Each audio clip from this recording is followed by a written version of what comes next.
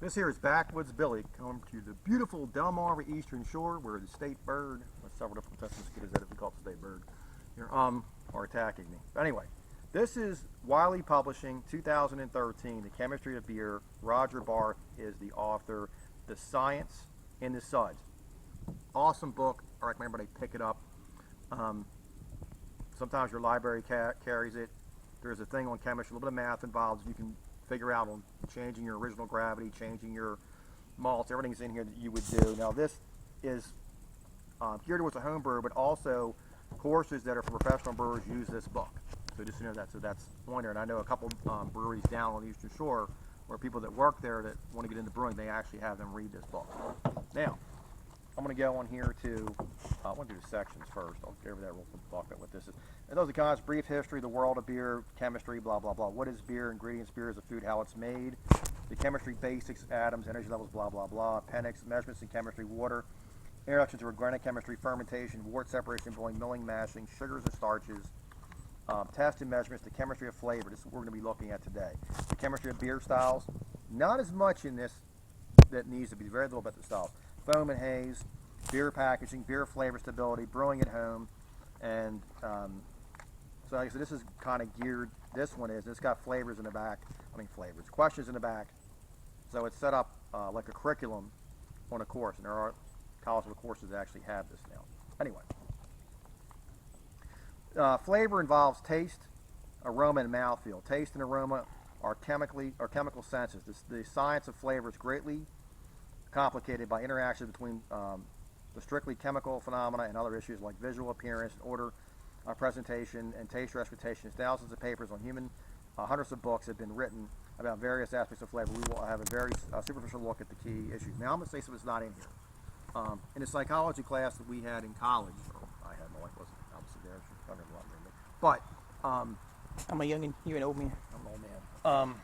In essence, they took Knox Jello, K-N-O-X, Jello, which is a finger Jello that they use for kids, and all he did was add food coloring, orange, red, green, yellow, and they passed it out without saying to everybody on a napkin, paper towel back then. Everybody got the taste different ones, and people saw the yellow as lemon, the red is cherry or apple, the green is lime, typically. You know what I'm saying? Etc. So the idea is orange is orange. There was no flavor whatsoever. It was just Jello with sugar in it. But your eye saw something, keyed on the mind, and brought back a memory, and that's what you perceive. So perception is a big difference. When you go to a fancy restaurant, there's a whole damn presentation. Like a lot of the stuff with craft beer is a freaking romance. Style of glass. The cigar industry looked at what the wine industry did to pick up and create a boom. That's why always the wineries were the first thing around. People go there on a weekend, husband and wife do a tour, don't have to pour myself, you buy wine, because they got you, spitting the wine out, tasting this, tasting that. You're an idiot if you spit it out, but anyway. Then you buy certain wines. And what they're doing is creating sales and make a romance of it, like how they're doing something special with local ingredients, blah, blah, blah. Cigars did the same thing. They started to get people more knowledgeable about the longer filler, the binder, and the wrapper, and how it's wrapped makes a big deal, and why, and how you lit it. And this was a whole, when I first got into it, there was a whole big thing about you burn a punk, the light, you don't want the lighter fluid. So it's just bullshit. If you got a torch, lighter, there's no freaking residual thing. If you use a Zippo lighter, that residual, that lighter fluid is minimal. You can just let it there, turn it and burn it. It'll burn off in a couple seconds. So a lot of this is bullshit. It creates romance. But this is important because why people say you're pouring the beer in a glass and looking at it so drinking out of a can or a bottle, because you're actually, this is about perception and what's going to do. The anatomy of flavor. To the living cells and membrane made of lipid layer, blah, blah, goes on and on through this. And it talks about how it drives in and pumps up. This is the important thing. It just talks about receptors and blah, blah, blah. Taste. And this here shows a taste bud right here, what it looks like. I'm just going to read this real quick. This is going to kind of put a lot of sense things. Instead of me trying to memorize all this, I know some basic thing, but this is, I memorize parts I need, or try to write something down or whatever. This is a lot easier. The sense of taste originates in specialized cells located in the small organs in the mouth, mostly on the tongue, called the taste buds. The taste buds contain taste cells, which are long and thin, with one end open of the taste bud into the mouth. Looks like an onion opening up.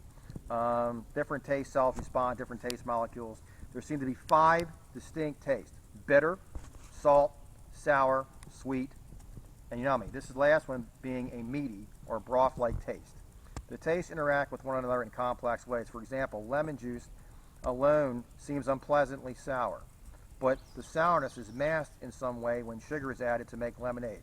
The taste cells respond to the taste compounds by changing their internal voltages to a less negative value. The voltages change the depolarized leads to the generation of a signal that can be picked up by the nerve cells to connect to the taste cells.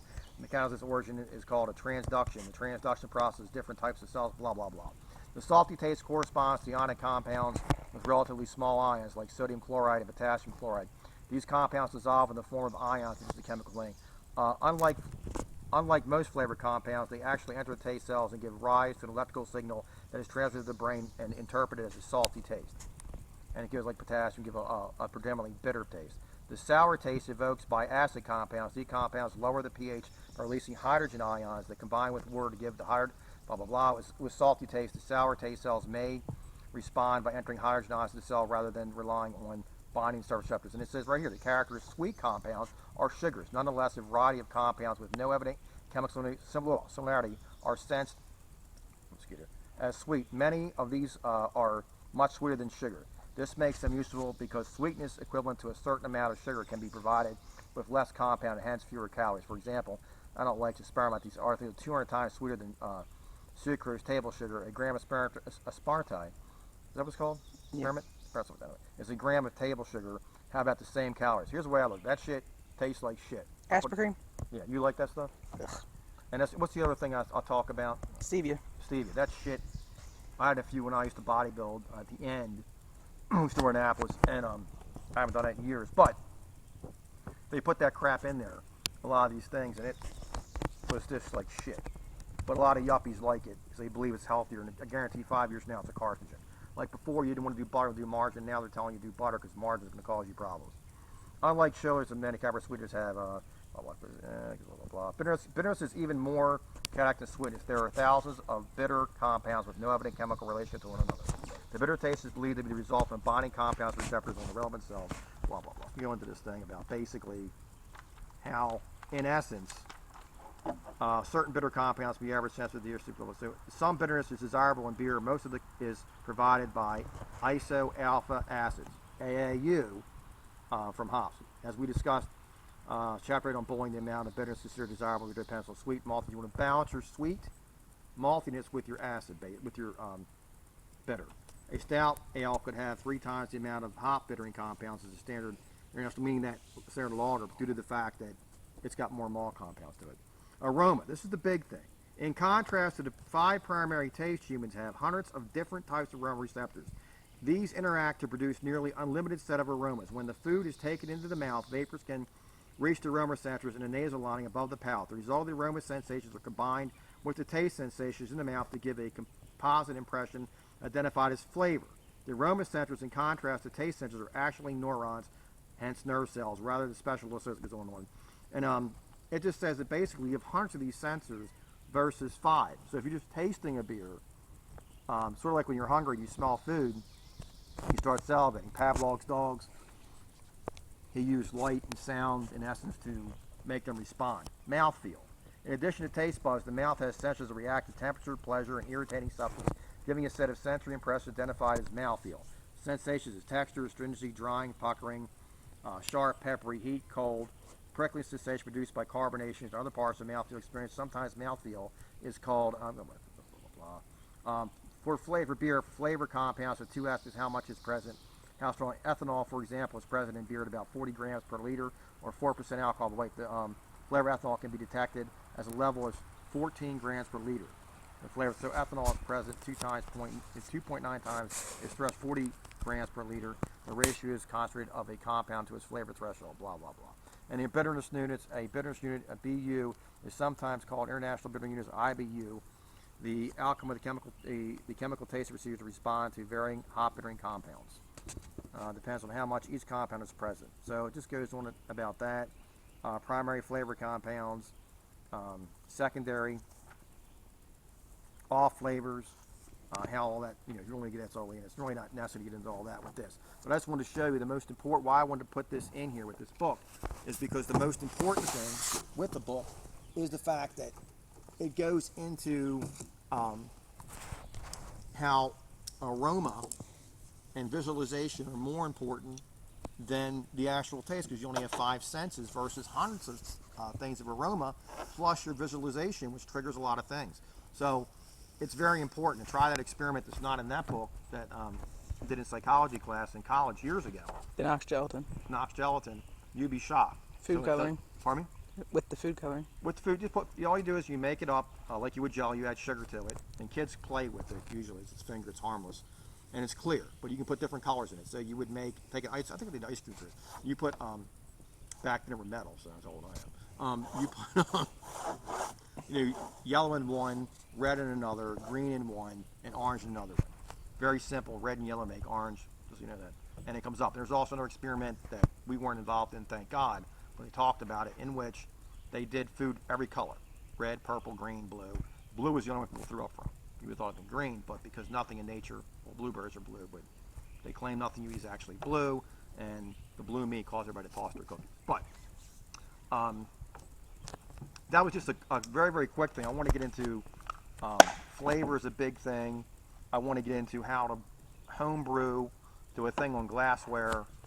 I want to put more just a review so you understand where it's coming from and some judging criteria, because a lot of people that are doing videos out there are comparing beer to everything. I mean, they're taking a lager, comparing it to an IPA and a double IPA to a lager to a stout. You don't do that. And a lot of these people, I can tell when they drink something they're liking, because there was a review of one guy that did Land Shark that I reviewed and said it even won an award, best in its class for tropical style lager. But anyway, he's sitting there saying yum, how he hates it, kept drinking it. If I don't like something, I stopped drinking. I like You're not guzzling it and saying yum. Yeah, I'm not guzzling and saying yum. What was the one beer that I hated? The best damn root beer? Oh, God. The smell was naff. And laughing at stupidity, I got a deal. I bought just one because I hadn't had it. I bought a bunch of other beer. They gave me a deal buying a couple singles. And I went to another place in Delaware, the Beer Cave or something, and they had some cans, and because AV, they gave me a deal on it. And it's like, oh my God. I did the bottle. I could not do the can. I literally threw the rest of that beer out. I tried tasting it. I could not get the taste of them out for 20 minutes. And it's because the artificial flavoring, what do they put in sarsaparilla? They don't allow it anymore. Anyway, but understanding how to review beer in each classification, I'm going to go into every beer style, how it works, what you expect from it, and blah, blah, blah. Backwoods Billy, I hope that the flavor thing kind of makes anybody that doesn't understand why people are doing the pour, visualizing the looking at it, the color. Is it clear? Is it hazy? Is it blah, blah, blah. And you can also get a surface tension if anybody's got a growler. Something I do, which everybody was kind of shocked. In one place is very novel, Cheers in Salisbury, which is owned by Evo. But anyway, or part of it. When I took the, they were, every time I go there, after I wash it out and sanitize it, most people dry it. I put water in it, sit in the refrigerator. When I bring it in, it being wet, and then putting the beer in it reduces the surface tension, which prevents it from being all foamy when it comes up, so I get more beer in mine than most people do. But it reduces surface. It's another thing you should really learn about that. But anyway, Backwoods Billy, 2 thumbs up, and I hope everybody that gets into craft beer also does some home brewing. So, Backwoods Billy, 2 thumbs up.